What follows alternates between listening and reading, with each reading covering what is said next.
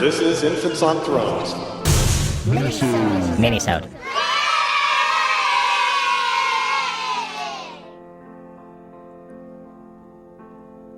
I really like Christmas. It's sentimental, I know, but I just really like it. Hey everybody, this is Matt, and on this episode I wanted to share with you the Christmas story I told my family. And from my family to yours, we wish you a Merry Christmas, a Happy Holidays, and rebirth and resurrection in the new year. And yes, I have all of the usual objections to consumerism, to the commercialization of an ancient religion, to the westernization of a dead Palestinian press ganged into selling PlayStations and beer. But I still really like it.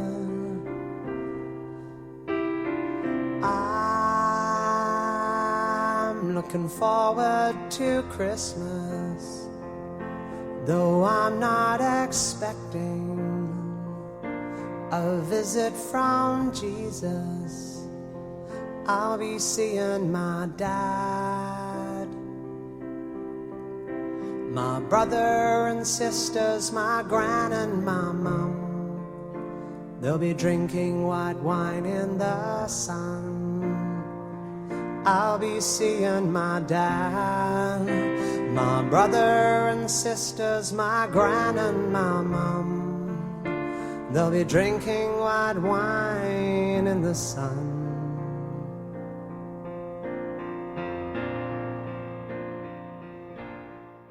Mom and I have been going through a little bit of the journey here we want to let you know about. And Christmas time is an appropriate time to do it, because Jesus was someone who was very important to me. And I had a particular understanding of what Jesus was. And it always inspired me. And I love that part about Christmas. And I feel like I've taken that from you guys since we left the church and are atheist. And I've had a different shift in my perspective. And it's really helped me out. And I think it'll help you guys out too. So, Mom and I want to talk to you about our Christmas story, okay? I want to teach you about my Jesus, all right? And I want to try to convince you that Jesus is real. And when I say Jesus, he had a number of names. He had the Word that was from the beginning, made flesh, Emmanuel. He was like you and I. He had a mom and a dad and tried to figure out his place in the universe. He thought about things like existence and consciousness, death, suffering, love, nature. He thought about all these things. And he thought about the religion of his time and the religion that he was brought up in. And he realized that they were really bound by rules that didn't make a whole lot of sense. He saw that they were bound up in purity tests, in treating people who are outside of their group differently and othering. Sounds familiar.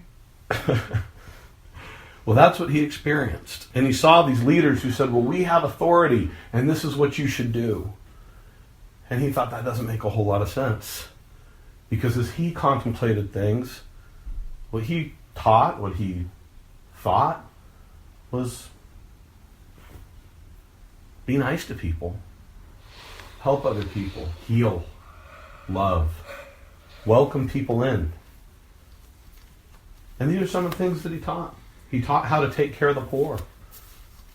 He talked about how the kingdom of God, the kingdom of heaven was at hand, which was right amongst us.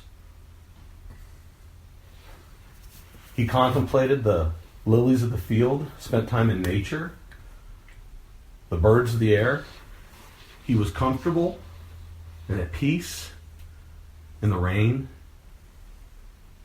and in the ocean. He was kind of a hippy-dippy dude that taught peace and love and acceptance and tolerance. He invited people that other people wouldn't hang out with And he fed people. And he taught people about love. 2 great commandments. Love God and love your fellow man. And that resonated with people. It felt true. And they listened to him and started to follow him and wanted to be like him. And he realized he was a little different. Maybe it was because of the way he loved. Maybe it was because of the way he just saw things. He knew he was different. At some point he had followers, people that he trusted. They were really friends.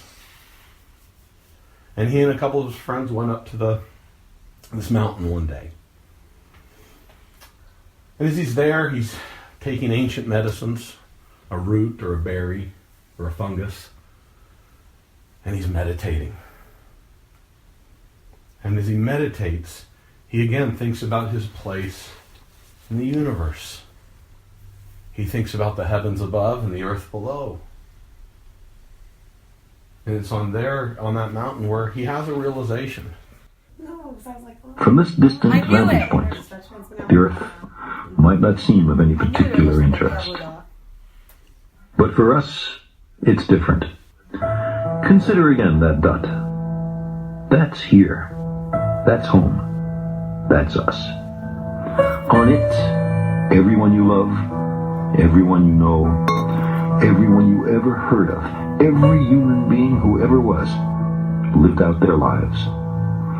The aggregate of our joy and suffering, thousands of confident religions, ideologies, and economic doctrines, every hunter and forager, every hero and coward, every creator and destroyer of civilization, every king and peasant, every young couple in love, every mother and father, hopeful child, inventor and explorer, every teacher of morals, every corrupt politician, every superstar, every supreme leader, every saint and sinner in the history of our species lived there, on the mote of dust, suspended in a sunbeam. The Earth is a very small stage in a vast cosmic arena.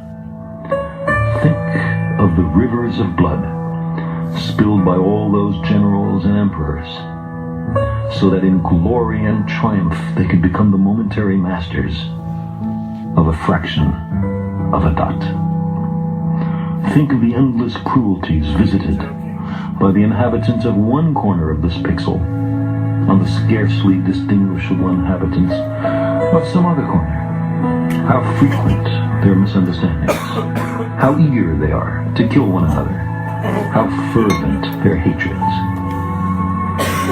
Our posturings, our imagined self-importance, the delusion that we have some privileged position in the universe, are challenged by this point of pale light. Our planet is a lonely speck in the great enveloping cosmic dark. In our obscurity, in all this vastness, there is no hint that help will come from elsewhere to save us from ourselves. I love the pale blue dot.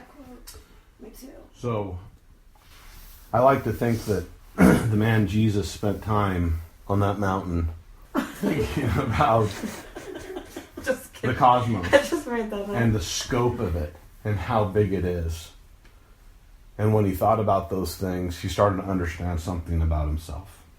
But he continued to teach love. He continued to heal people. And he had the desire to save people. Now, remember when I was telling you guys last night about the Garden of Gethsemane? And Most how- important part. The most important part, right?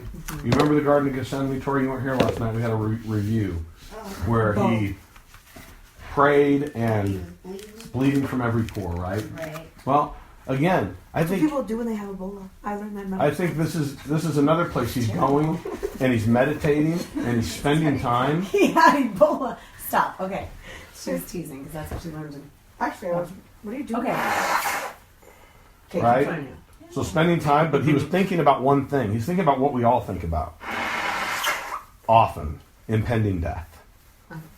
Because he realized at this time, as much insight as he had into the universe, and as much love that he felt for other people, he was going to die. That was going to happen. He's in the garden. He's experienced this impending death and the reality that life is short. And that's when he starts experiencing love. True love. Because death is the imperative to love. And I know I keep preaching this to you guys, but what I mean by that is we are all going to die. At some point that's going to happen. Whether it be 40 years from now, tomorrow, another day. Life is precious. Life is short. The very preciousness of that has to compel us to love. And I think that's what Jesus understood, and that's what he experienced in the garden. And that was the suffering that he experienced, was this emotional suffering born of love for other people. Not a magical suffering of bleeding from every pore, but a real empathetic reaction to an existential problem, to death, to the very temporary nature of life. And that's when he understood something. Because he had already been transfigured, he had already felt divine, he had already experienced that awakening on the mountain, and now he realized with that much love and that much feeling, the real truth of it. And that was that he is God. That was the understanding that he had. And that's been the story this entire time that we were brought up on. Jesus is God. And that's why we celebrate Christmas, is to celebrate the birth of our God. But it wasn't until this year that I realized that that's all a true story. But Jesus, the man who spoke in parables, who said that there would be many that speak of his name, but that his sheep would hear his voice. The word from the beginning, Emmanuel, which is translated to God with us. Jesus is the parable. Jesus is an archetype. He's a pattern. He's the example. He's the way, the truth, and the light. He's a symbol. He is a concept. He was the path through to enlightenment, and he's the path and the example for you all to find the truth of the universe. And the truth of the universe is the truth spoken by Jesus. I am God. Jesus is me. Jesus is you. Jesus is your mom. Jesus is everyone you come in contact with. That if you want to be happy, if you want to find inner peace, you have to actually believe and understand and come to the knowledge that you are God. Because you all feel love and you heal and you create. Jesus said, love God, love your fellow man. If you are God, the big path, the journey, the struggle is to actually love yourself. Because we're so bound up in insecurities and struggles and feelings of inadequacy and shame and self-doubt and blame. Because since you were kids, you were taught that. It was foisted upon you. Part of it because of your religion, part of it because we did our best to do what we could do, but we screwed up and caused trauma on you. Because you remember when Jesus said about how the kingdom of heaven is like a little kid? Well, that's what he said. It's like a little kid. And then he went on further and he said, if anyone offend these little ones, it's better than a millstone hanging around their neck and they'd be drowned in the ocean or something like that. It's been a while, right? What he's talking about is causing trauma to little kids. Avoiding causing trauma to kids, to other people. Making kids feel safe. And you guys do that. You guys are very good at that. I see how you treat little ones. I see the empathy and the feeling that you have. That is Christ-like. That is healing. You welcome people to your table. You show love. And as you show love, you have connection with other people. And that is godly. And I want you to understand that. But understanding it is one thing. Even maybe exploring your intuition that may be intuitive to you. Yeah, that makes sense. That rings true to me. But it's hard to actually feel and actually know and actually feel I am God. That's the path to enlightenment. But the path to enlightenment has to be through healing. Healing that trauma that you all experienced and continue to experience. And as you heal that trauma, you will get closer and closer to the great truth that you are God, because you will finally get to a point where you can love yourself. Love God, then love your fellow man. Jesus exists. Emmanuel, God with us. The Word from the beginning made flesh. The Word from the beginning is love. God is love. It's been there the whole time. The story of Jesus has been telling us this the whole time, very plainly. But we're so filled with self-doubt that we're more apt to believe there is God rather than here is God, and here is God, and here is God. But when you come to that realization, when you go through that healing, and you come to that realization, you will experience reality. And you will experience that heaven on earth, or I should say the kingdom of heaven is at hand, the kingdom of heaven is among you. The kingdom of heaven is this, guys. It's connection and love here and now. It's doing this tonight. It's embracing. It's feeling love and it's expressing love. It's inviting people into the home.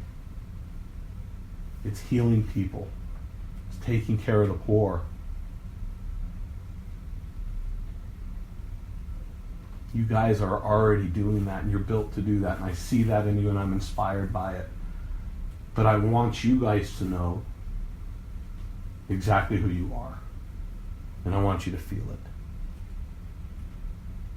But on Christmas, when you hear those songs celebrating the birth of Jesus, I smile because I've met Jesus. I've met Jesus with your mother, or in your mother, and the way she heals and the way she loves. I see Jesus in our friends, the way they treat people. And I see Jesus in each of you, because he is a symbol for love. It's why I keep telling people that at this Christmas time, I want you to remember all you need is love. But you have to love yourself first. If you don't love God, You can't love men. it's harder to love other people. And it creates disconnect and separation. The story that will tell you about is my path, where I've done a lot of the things that Jesus experienced through meditation.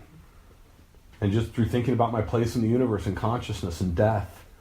And as I've done that, And seeing suffering, experience other people's suffering in my life, and then ultimately having to heal my own trauma and going through that. And as I've done that, I've realized I'm enough. And you are too. So what I celebrate at Christmas is you, Dylan, and you, Tommy, and you, Tori, and you, Joni, and you, Kristen, and me. I celebrate your birth, the birth of God. You guys do. I love you guys. It's only getting better from here.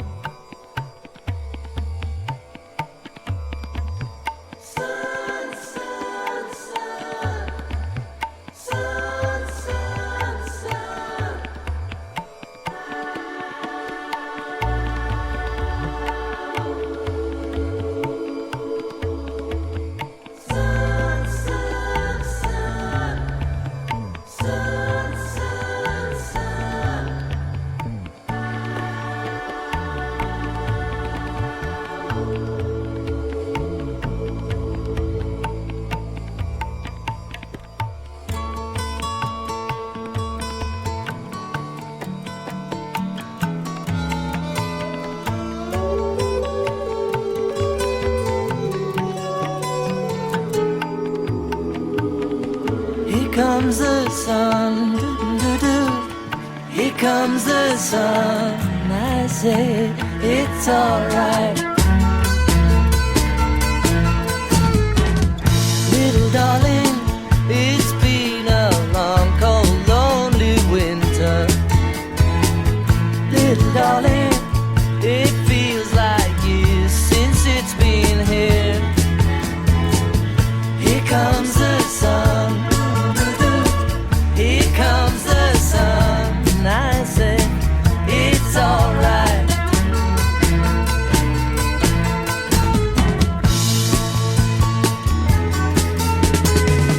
Little darling, the smiles returning to the faces. Little darling, it seems like years since it's been here.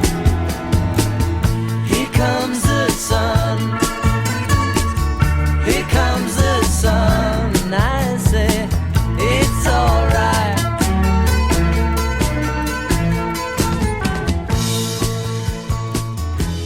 Thank you for listening to Infants on Thrones.